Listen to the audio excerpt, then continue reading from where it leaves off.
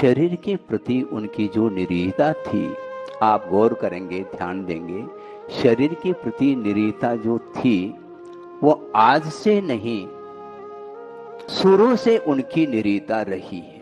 एक प्रसंग आपके सामने दे रहा हूं। 91 की बात है, मुक्तागिरी की, और उस समय आहार के लिए, आहारचर्या के लिए निकलने का समय हुआ था।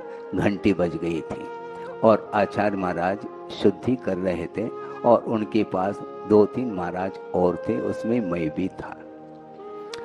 उन्होंने सहज रूप से कहा कि देखो,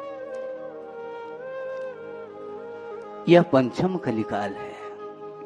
कहां तो चतुर्थ काल में साधक श्रमण घनघोर जंगल में, वन में जाकर के एकाकी तप करते थे और महीनों महीनों तक अनशन तप करते हुए अपने जीवन को व्यतीत करते थे।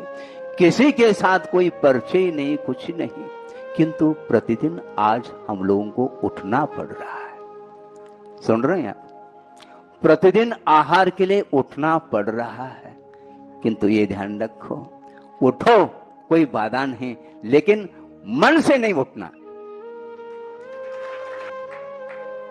क्योंकि शरीर है।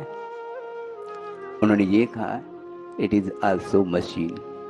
ये शरीर मशीन है और मशीन के लिए यथायोगी पेट्रोल की आवश्यकता होती है। लेकिन मन से नहीं उठना, अनिच्छा पूर्वक उठ करके मूलाचार के अनुरूप उस चर्या को संपन्न करके आना है और प्रतिक्रम प्रायश्चित आदि करके फिर बाद में करने योग्य कार्य करना, अर्थात सामायिक ध्यान आदि में लीन होना, ये हमारा ध्रुव लक्ष्य होना चाहिए। इस प्रकार प्रसंग प्रसंग पर उन्होंने श्रमण संघ के लिए, चतुर्विद संघ के लिए उन्होंने संबोधन दिए हैं। तो उस समय भी ये स्थिति उनकी थी और समाधि के वक्त, संलेखना के समय पर उनकी इच्छा हो सकती है कि आप सोचो, विचार